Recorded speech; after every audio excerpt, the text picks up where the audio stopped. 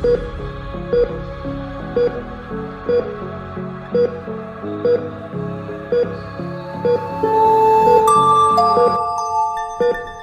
Kanha sir हैं, उनको invite करना चाहूंगा कि वो आए और कुछ एमसीक्यू के बारे में डिस्कस करवाए। यस, आइए दीजिए। चलिए, गुड इवनिंग दोस्तों, नमस्कार, आप सभी का स्वागत है। एक बार फिर से स्वागत करता हूं मैं सीएचओ के इस धमाकेदार धुआंधार क्लास में। सीएचएन के इस सिलेबस में इसी क्लास को आगे बढ़ाते हुए जो जितेंद्र सर ने आपको थ्योरी पढ़ाई है, उसी थ्योरी के मैं कुछ एमसीक्यू आपके लिए लेके आया हूं। तो चलिए दोस्तों, इसी क्लास के इसी थ्योरी के कुछ एमसीक्यू अपन डिस्कस करेंगे। पहला एमसीक्यू जो आपके लिए रहेगा वो रहेगा कि the natural killer cells are an example of.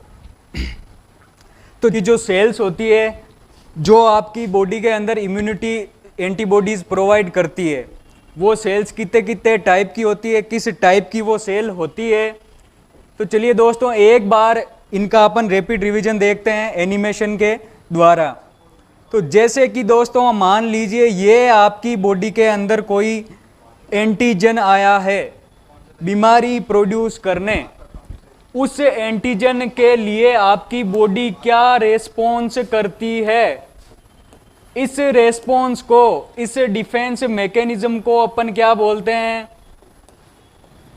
Immune response. तो इस डिफेंस मैकेनिज्म को अपन दोस्तों बोलते हैं इम्यून रेस्पॉन्स। और इस इम्यून रेस्पॉन्स में आपके क्या होता है, मान लीजिए ये आपके एंटीजन प्रेजेंटिंग सेल मीन्स कोई माइक्रो ऑर्गेनिज्म है।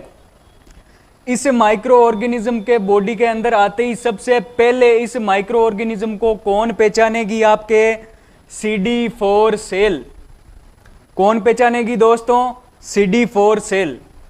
और CD4 सेल आपके क्या करेगी, इसको पहचानेगी और पहचान करके CD8 सेल को बताएगी कि हाँ ये अपना दुश्मन है, इसको हमें खत्म करना है।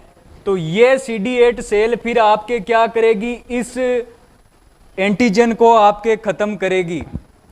तो अगर दोस्तों CD8 सेल ज़्यादा एक्टिव हो जाए, अगर इनकी नंबर ज़्यादा हो जाए, तो इसी कंडीशन को अपन क्या बोलते हैं, हाइपर सेंसिटिविटी। तो चलिए दोस्तों, जैसे आपने थ्योरी में ये तो पढ़ ही लिया है। और इसके बाद में जो सेल का दूसरा टाइप होता है आपके बीटा सेल। ये बीटा सेल क्या करती है, ये आपके ग्लोब्युलिन प्रोटीन के साथ मिलकर के क्या बनाती है, ये आपके ग्लोब्युलिन प्रोटीन के साथ मिलकर आपके बनाती है एंटीबॉडी। और एंटीबॉडी आपके कितने टाइप की होती है, 5 टाइप की, गेम डी। तो चलिए दोस्तों, ये थ्योरी आपने डिटेल में पढ़ ली है। अब इस थ्योरी के कुछ एमसीक्यू हम लोग डिस्कस करेंगे। पहले एमसीक्यू की तरफ अपन चलते हैं। ये आपके लिए पहला एमसीक्यू है कि the natural killer cells are an example of. कि जो नेचुरल किलर सेल्स होती है वो कौन से टाइप का एग्जाम्पल है, कौन से टाइप की सेल है। क्या वो आपके एक्वायर्ड इम्यूनिटी है, या आपके ऑटो इम्यूनिटी है, या हाइपर सेंसिटिविटी है, या इनेट इम्यूनिटी। तो चलिए दोस्तों एक बार डिस्कस कर लेते हैं कि नेचुरल किलर सेल क्या होती है। दोस्तों अगर अपन बात करें नेचुरल किलर सेल की, तो सबसे पहले आपने देखा कि आपकी बॉडी में इम्यूनिटी प्रोवाइड करने के लिए 2 टाइप की सेल होती है। ठीक है, एक आपके होती है बीटा सेल, एक होती है टी सेल। 2 टाइप की आपके लिम्फोसाइट सेल होती है। दोस्तों इसी की अगर अपन बात करें तो ये जो दोनों आपके सेल है, बी लिम्फोसाइट और टी लिम्फोसाइट, तो ये दोनों सेल आपके कब बनती है, आपके बर्थ के बाद में। ठीक है, लेकिन ये आपके बॉडी में तभी बनेगी जब आपकी बॉडी के अंदर कोई इन्फेक्शन होगा, कोई माइक्रो ऑर्गेनिज्म आएगा, तभी आपकी बॉडी के अंदर ये सेल बनेगी। लेकिन दोस्तों 8 बर्थ पे, जैसे ही किसी बच्चे का, बेबी का बर्थ होता है, उसी टाइम से उसके अंदर एक और सेल पाई जाती है जो उसको इन्फेक्शन से, माइक्रो ऑर्गेनिज्म या किसी भी डिजीज से अपन को बचाने का काम करती है। और वो जो सेल पाई जाती है उसको अपन बोलते हैं एनके सेल, या अपन इसको बोल सकते हैं नेचुरल किलर सेल, या दोस्तों क्या बोल सकते हैं इसको, नेचुरल किलर सेल। तो अब अगर अपन अपने एमसीक्यू की तरफ बढ़ें तो अपन ने बात की कि नेचुरल किलर सेल कौन से टाइप का एग्जाम्पल है। पहला देखें तो क्या ये आपके बर्थ के बाद में बनती है? बिल्कुल नहीं जी, बिल्कुल बर्थ के बाद में नहीं बनती। दूसरी अपन बात करें क्या ये ऑटो इम्यूनिटी का टाइप है, तो ऑटो इम्यूनिटी का ये बिल्कुल टाइप नहीं है, ठीक है। नेक्स्ट बात करें क्या ये हाइपर सेंसिटिविटी है? बिल्कुल नहीं सर, ये आपके बिल्कुल हाइपर सेंसिटिविटी नहीं है, ये आपके नॉर्मल इम्यूनिटी का ही टाइप है। तो जो लास्ट ऑप्शन आपके लिए बचता है ये किस टाइप की इम्यूनिटी है? Innate immunity. और इन्नेट का मतलब है ये आपकी बॉडी में एट बर्थ से ही प्रेजेंट रहती है। चलिए दोस्तों, इसी के साथ अगले क्वेश्चन की ओर बढ़ते हैं कि जैसे कि किसी विद्वान आदमी ने कहा है कि बर्बाद होने के लिए जरूरी नहीं इश्क हो, बर्बाद होने के लिए जरूरी नहीं इश्क हो, एक बार मोहब्बत करके देखिए। इसी के साथ दोस्तों बिल्कुल सही बात कही है किसी ने कि बर्बाद सिर्फ मोहब्बत से ही नहीं होते, नर्सिंग वाले भी बेरोजगार होके बर्बाद होते हैं। चलिए अगले क्वेश्चन की ओर अपन बढ़ते हैं। A cell that takes part in innate immunity means एक ऐसी सेल जो आपके इन्नेट इम्यूनिटी, इन्नेट मतलब जो एट बर्थ से प्रेजेंट है, उस इम्यूनिटी में कौन सी सेल पार्टिसिपेट लेती है, कौन सी सेल ऐसी है जो आपकी बॉडी के अंदर एट बर्थ से प्रेजेंट रहेगी। तो दोस्तों बात करें क्या आपके न्यूट्रोफिल एट बर्थ से प्रेजेंट रहेगी? बिल्कुल नहीं सर, ये आपके प्रेजेंट रहेगी कब से? जब आपकी बॉडी के अंदर कोई बैक्टीरिया आता है। बैक्टीरिया के अगेंस्ट इम्यूनिटी के लिए सबसे पहले लड़ने के लिए कौन आती है आपकी बॉडी में? तो वो आती है दोस्तों न्यूट्रोफिल। इसके बाद में बात करें क्या इनके cell natural killer cell innate immunity में होती है? तो बिल्कुल होती है सर। जैसे अपन ने बात की कि इनके नेचुरल किलर सेल आपके इन्नेट इम्यूनिटी में प्रेजेंट होती है। इन्नेट इम्यूनिटी में मतलब ये आपके एट बर्थ से प्रेजेंट होती है। दोस्तों ये जो एमसीक्यू मैं आपके लिए लेके आया हूँ ये आपको थोड़े इजी लगते होंगे। थोड़े इजी वो इसलिए लगेंगे क्योंकि जितेंद्र सर ने आपको थ्योरी इतने अच्छे से पढ़ाई है। लेकिन दोस्तों यही एमसीक्यू कुछ प्रीवियस एग्जाम में आ चुके हैं। जैसे इनमें से काफ़ी एमसीक्यू आपके CHO Rajasthan CHO, Bihar CHO, MP CHO के अंदर आए हैं और कुछ जिपमर के भी क्वेश्चंस हैं। तो मैं ये जो क्वेश्चंस आपके लिए लाता हूँ ये बिल्कुल ऐसे क्वेश्चंस हैं जो प्रीवियस एग्जाम में भी आ चुके हैं और बहुत ज़्यादा पॉसिबिलिटी है कि ये आपके आने वाले एग्जाम में भी आए। तो चलिए दोस्तों इसी के साथ अगले क्वेश्चन की ओर अपन बढ़ते हैं। अगला क्वेश्चन आपके लिए है T lymphocytes are involved in. तो दोस्तों जो टी लिम्फोसाइट्स है वो किसके अंदर इन्वॉल्व होती है? टी लिम्फोसाइट का क्या काम होता है?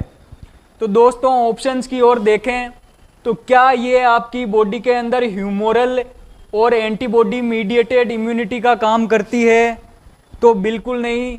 जैसे कि सर ने बताया टी लिम्फोसाइट आपकी बॉडी के अंदर ह्यूमोरल का बिल्कुल नहीं करती। ह्यूमोरल का काम करती है आपके एंटीबॉडीज या जो बी लिम्फोसाइट होती है वो आपके काम करती है ह्यूमोरल का। अगली बात करें क्या आपके टी लिम्फोसाइट सेल्यूलर और सेल मीडिएटेड इम्यून रेस्पॉन्स का काम करती है? बिल्कुल सर, ये आपके सेल्यूलर और सेल मीडिएटेड इम्यून रेस्पॉन्स का काम करती है। तो सही ऑप्शन आपके लिए होगा बी। चलिए सर अगले क्वेश्चन की ओर बढ़ते हैं कि the cell mediated immunity is defined, कि जो सेल मीडिएटेड इम्यूनिटी है उसको अपन कैसे डिफाइन कर सकते हैं? इम्यूनिटी का मीन्स जो टी लिम्फोसाइट से जो इम्यूनिटी आपकी बॉडी के अंदर प्रोवाइड की जाती है, उसको अपन कैसे डिफाइन कर सकते हैं? तो क्या इसको अपन रिकॉग्निशन ऑफ एंटीजेंस बाय मास्ट, जो आपके एंटीजेंस है माइक्रो ऑर्गेनिज्म है उनका मास्ट सेल के द्वारा रिकॉग्नाइजेशन करना, आप सेल मीडिएटेड इम्यूनिटी या टी लिम्फोसाइट्स का काम बता सकते हो? तो बिल्कुल नहीं सर, मास्ट सेल का काम आपके एलर्जी के अंदर होता है। ठीक है, नेक्स्ट ऑप्शन में बात करें, क्या recognition of pathogens by neutrophils, अगर न्यूट्रोफिल्स आपके पैथोजेंस को रिकॉग्नाइज करती है तो क्या उसको आप सेल मीडिएटेड इम्यूनिटी बोलोगे? बिल्कुल नहीं सर, इसको सेल मीडिएटेड इम्यूनिटी नहीं बोलेंगे। तो बात करें, क्या encounter of pathogens by B lymphocyte, B lymphocytes अगर किसी पैथोजेंस को एनकाउंटर करती है, उस पर एक्शन करती है, तो क्या उसको सेल मीडिएटेड इम्यूनिटी बोलेंगे? बिल्कुल नहीं सर, उसको अपन ह्यूमोरल इम्यूनिटी बोलेंगे। अगली बात करें, क्या recognition of specific antigen by T cell, बिल्कुल डियर, टी सेल्स के द्वारा किसी पैथोजेंस का रिकॉग्निशन आप सेल मीडिएटेड इम्यूनिटी बोलोगे। तो चलिए दोस्तों, इसका सही आंसर आपके होगा डी। अगले क्वेश्चंस की ओर बढ़ते हैं। Infection in body leads to formation of, बिल्कुल ये आपके इग्नू 2018 का क्वेश्चन है कि जो इन्फेक्शन है बॉडी के अंदर वो क्या लीड्स करेगा, क्या होगा इन्फेक्शन से? क्या आपकी बॉडी के अंदर एंटीबॉडीज बनेगी, या आपकी बॉडी के अंदर एंटीजेंस, या लिपोप्रोटीन्स, या हॉर्मोन्स? देखिए दोस्तों, बड़ा इजी सा क्वेश्चन है और इसीलिए ये मैं आपके लिए लेके भी आया हूँ। इसमें अगर बात करें तो वैसे बड़ा इजी क्वेश्चन है। तो जब भी आपकी बॉडी के अंदर इन्फेक्शन होगा तो एंटीबॉडी ही बनेगी, क्योंकि एंटीजेंस तो खुद माइक्रो ऑर्गेनिज्म होते हैं जो बीमारी फैलाते हैं, और लिपोप्रोटीन्स आपकी बॉडी के अंदर फैट के ट्रांसपोर्टेशन का काम करती है। ठीक है, चलिए दोस्तों, इसी के साथ अगले क्वेश्चन की ओर बढ़ते हैं कि which of the following immune globulins is responsible for most allergic and hyper sensitivity reaction. अगर अपन बात करें कि जो इम्यूनोग्लोबुलिन है उसमें से कौन सी इम्यूनोग्लोबुलिन आपके हाइपर सेंसिटिविटी और एलर्जिक रिएक्शन के लिए रेस्पॉन्सिबल रहती है? तो दोस्तों बात करें इन सारी इम्यूनोग्लोबुलिन्स की, पहले अपन देखते हैं इम्यूनोग्लोबुलिन क्या होती है। इम्यूनोग्लोबुलिन आपके बनती है बी लिम्फोसाइट और आपके ग्लोबुलिन प्रोटीन से मिलकर। ग्लोबुलिन, इम्यूनोग्लोबुलिन, ग्लोबुलिन का मतलब किससे बनती है? ग्लोबुलिन प्रोटीन से। इन सब इम्यूनोग्लोबुलिन्स की अगर बात करें तो जैसे कि इनके नाम से आप इजीली पहचान सकते हो, तो जो IgA, ए मीन्स आती है, किसमें आती है? सिक्रेशन में। ओके, सिक्रेशन, जो भी बॉडी के सिक्रेशंस होते हैं, जैसे आपका सलाइवा, ब्रेस्ट फीड, जो भी ब्रेस्ट मिल्क होता है, उसके अंदर जो एंटीबॉडी, जो इम्यूनोग्लोबुलिन आती है वो कौन सी आती है? IgA। नेक्स्ट बात करें IgG, G मीन्स गोइंग और G मीन्स ग्रांड। IgG एकमात्र ऐसी इम्यूनोग्लोबुलिन आपके होती है जो फीटस से मदर से फीटस के अंदर प्लेसेंटा से जाती है। IgG ही ओनली एक ऐसी इम्यूनोग्लोबुलिन होती है। अगर फीटस के, अगर न्यूबॉर्न बेबी के अंदर आपके IgG के अलावा कोई भी इम्यूनोग्लोबुलिन प्रेजेंट है तो वो आपके इंट्रा यूटेराइन इन्फेक्शन को शो करेगा। किसको शो करेगा? कि जो फीटस है उसके अंदर इन्फेक्शन हो चुका है। चलिए दोस्तों, इसके बाद में बात करें IgE, E means allergy. Allergy के अंदर आपके कौन सी रेस्पॉन्सिबल रहती है? IgE। और IgM, M मीन्स मोटा, मतलब जो साइज में सबसे बड़ी इम्यूनोग्लोबुलिन कौन सी होती है? IgM। और बॉडी के अंदर इन्फेक्शन होता है तो सबसे पहले लड़ने भी कौन सी इम्यूनोग्लोबुलिन जाती है, IgM। और जो IgD है, D मीन्स डॉन, डॉन का कोई काम नहीं होता, वो सिर्फ बैठा रहता है। वैसे ही IgD का कोई स्पेसिफिक काम नहीं है। तो चलिए दोस्तों अगले क्वेश्चन की ओर अपन बढ़े हैं। तो अगला क्वेश्चन है कि which HIV test is best for early detection of HIV। बहुत ही शानदार क्वेश्चन है ये, आपके लिए मैं लेके आया हूं कि इनमें से कौन सा HIV टेस्ट आपके अर्ली डिटेक्शन ऑफ HIV के लिए बेस्ट होता है। अगर आपको अर्ली टाइम में HIV को डिटेक्ट करना है, आपको देखना है कि आपके द्वारा किया गया कांड आपके लिए कोई बड़ा धमाका तो नहीं लेके आया है, तो आप सबसे पहले कौन से टेस्ट को प्रीफर करोगे। तो दोस्तों बात करें क्या VDRL टेस्ट को आप करोगे, तो बिल्कुल नहीं सर। VDRL टेस्ट आपके काम में लेते हैं सिफिलिस में। VDRL टेस्ट दोस्तों किस में काम में लेते हैं, सिफिलिस में। क्या आप एलिजा टेस्ट को काम करोगे, एलिजा टेस्ट को काम में लोगे, तो सर एलिजा टेस्ट बिल्कुल आपके HIV में काम में लेते हैं। लेकिन डियर फ्रेंड्स, एलिजा टेस्ट आपके कितने दिनों के बाद में आपके HIV को डिटेक्ट करता है, तो 23 से 90 दिनों के अंदर, मीन्स 1 महीने से 3 महीने तक, इस टाइम ड्यूरेशन में ये जो एलिजा टेस्ट होता है वो आपकी बॉडी में HIV को डिटेक्ट कर सकता है।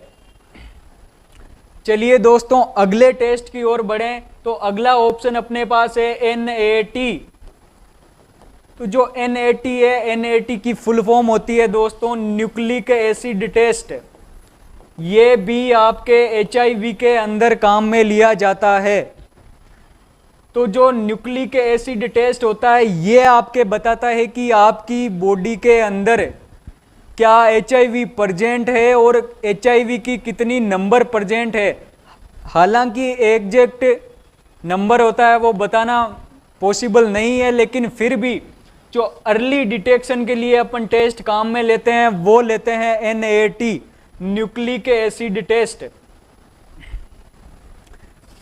ठीक है दोस्तों, और जो लास्ट ऑप्शन अपने पास था वो था कॉम्बो टेस्ट। तो कॉम्बो टेस्ट की बात करें तो इसमें 2 चीज़ों को डिटेक्ट किया जाता है। पहली बात करें तो इस टेस्ट के अंदर आपके एक तो HIV की एंटीबॉडी को डिटेक्ट किया जाता है, और दूसरा बात करें तो जो P4 एंटीजन होता है उसको आपकी बॉडी के अंदर डिटेक्ट किया जाता है। तो दोस्तों बात करें जो एलिजा टेस्ट होता है वो आपके मोस्ट कॉमन, सबसे ज़्यादा काम में लिया जाने वाला जो टेस्ट है वो आपके है एलिजा टेस्ट। और जो NAT है न्यूक्लिक एसिड टेस्ट, ये आपके मोस्ट अर्ली अगर आपको डिटेक्शन करना है HIV का तो वो आपके टेस्ट काम में लिया जाता है NAT। और जो कॉम्बो टेस्ट होता है वो आपके मोस्ट एक्यूरेट रिजल्ट आपके बताता है कि क्या सही में आपको HIV हुआ है या नहीं। तो चलिए दोस्तों आज के लास्ट क्वेश्चन की ओर अपन बढ़ते हैं। आज का लास्ट क्वेश्चन अपने लिए रहेगा which class of antibodies would you expect. किस एंटीबॉडीज को आप एक्सपेक्ट करोगे to find in the circulation of a foetus. एक फीटस के सर्कुलेशन में आप कौन सी एंटीबॉडी को एक्सपेक्ट करोगे, कौन सी एंटीबॉडी पाई जाएगी। तो दोस्तों सीधा सा आंसर होगा IgG। G means going, going means जो मदर से फीटस में प्लेसेंटा के द्वारा जाएगा।